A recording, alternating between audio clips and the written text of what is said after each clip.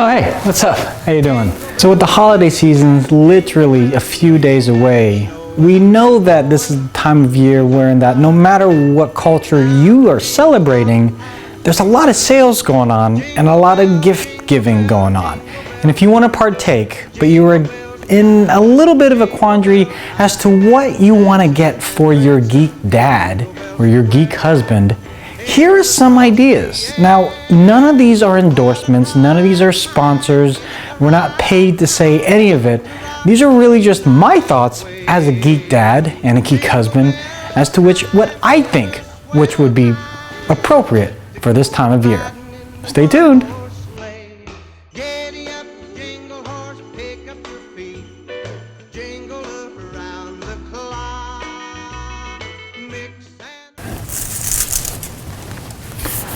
Video games is obviously a big thing. If they don't already have one of the up-to-date consoles for Black Friday, some of the consoles are as low as $299 with the bundle. So it's kind of a steal if you haven't yet gotten an Xbox One, a PS4, or even the Nintendo Wii U. However, if they do have the consoles, get them the game. Fallout, Halo 5, there's a ton of games right now, including some exclusives to the respective console.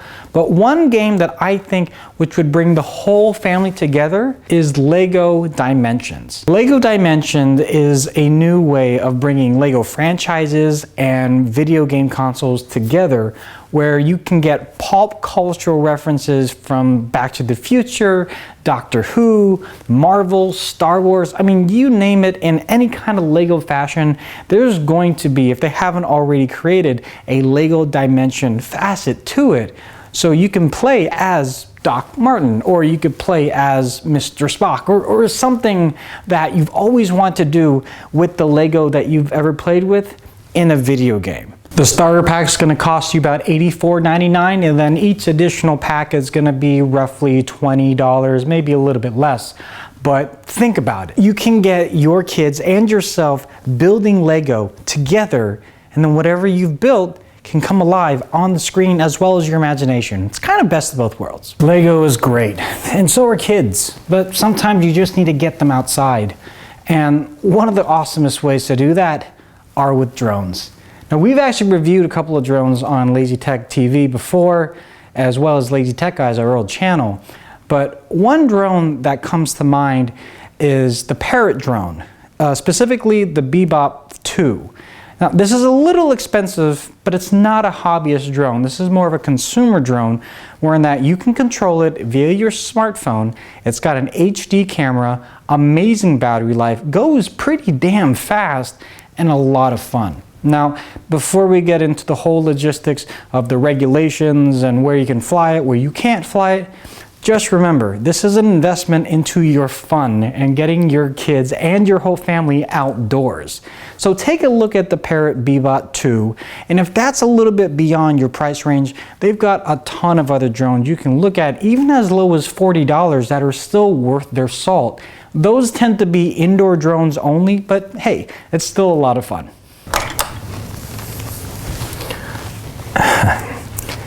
You know, this is also the kind of time of year where you might want to think about getting your loved one that new gadget, the new thing in their pocket, and that's really going to be the phone. And I know it's tough because maybe right now they're not up for their contract, but let me give you some ideas of what phones you might want to look at if they are eligible for a new upgrade, or if you want to just buy it at full retail. You've got the iPhone 6S as well as the iPhone 6 Plus S, and with iOS, that is going to be the top of the line device for your loved one. They're going to love it with the new processor, the better RAM, the much better camera, and taking advantage of iOS 9 to the 9s is going to be great for them.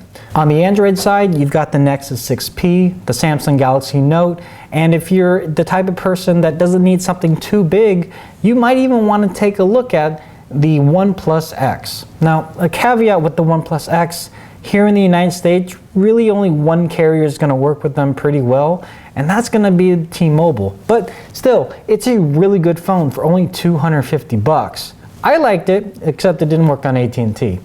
Even so, there's a myriad of phones out there And those are just some of the top ones that come to mind. So you might want to keep an eye out for some of those deals that come through your email inbox.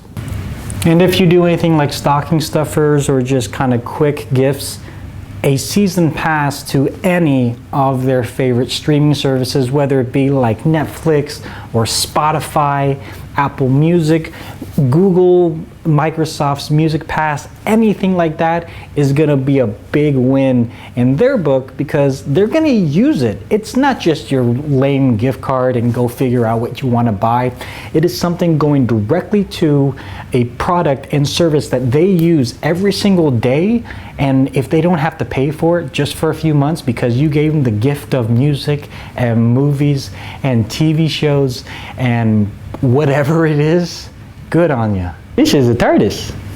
Also, cutting the cord is kind of a big deal these days. If you don't want to deal with a cable subscription, you just really want to pay for access to the internet and maybe a few other subscriptions on top of that, cord cutting with a TV box or something to that effect is really the way to go. So you've got a few choices. The new Apple TV is probably the top one. It's $150, and if you're not in the Apple ecosystem, it may or may not make too much sense for you, but I've got to say, for $150 of a set-top box, it does a pretty good job. You've got apps now that developers can actually develop for. You've got beautiful designs of a wallpaper that is not so much interactive, but they're amazing satellite views. You have things like the feature where you can speak to it, that of which like Siri, and it's not perfect, give or take, but hey, very similar to Amazon's attempt with the Fire TV, you can speak to that as well too, and that's another choice. One thing I really do like about the Apple TVs, you could say something like, "What did she just say?" and it will skip back 15 seconds with closed caption and show you what it was she just said. That's what she said. See, that's where the joke, sorry. But if getting a set-top box is a little bit too expensive for you, you've got options from Google, like the Google Chromecast. This is applicable to if you have a Google device or even an iOS device, wherein that you can cast certain applications, certain media from your phone, wherein that your phone becomes a remote control, and you just plug this HDMI dongle into the back of the TV. You have some limitations. It only applies to certain applications, and you have to have a good Wi-Fi network. Now, many of you probably don't have this issue, but if you don't have a good Wi-Fi network, this might be an issue for you. To answer that quandary, the last thing I would recommend is actually Microsoft's wireless display adapter. It uses a technology called Mirrorcast, and it works with any Windows 10 and Android device running 4.2.1.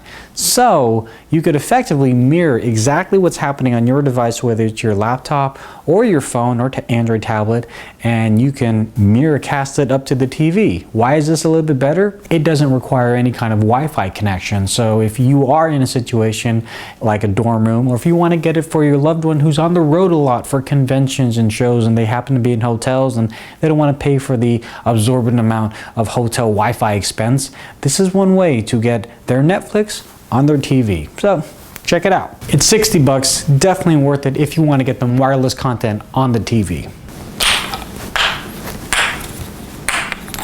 So there's just a few ideas of gifts that you can get for your loved one, your geek father, your geek husband. And honestly, it's not applying just to dads.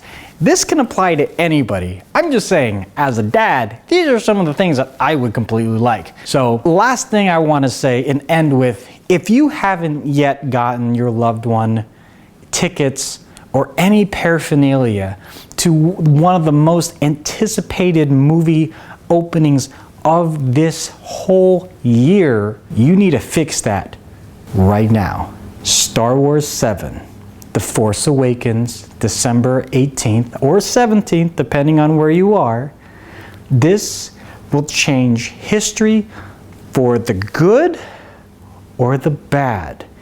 Nevertheless, many of us, guys and girls, have yet to experience what it is like to go to a Star Wars opening, even a few days after the fact, and just being in the experience of the theater with complete strangers all dressed up as BB-8s and Princess Leia's and Boba Fett's and everything in between. And if you haven't done anything to make those strides to make that date happen, that's the gift you need to make happen. But believe me, something like Star Wars, even if it is a few days after the launch, they will love it and love you and the experience forever and ever and ever.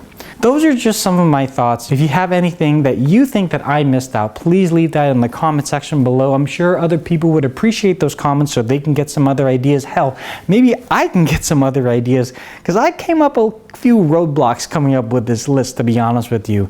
I am very, very, very blessed for what I have.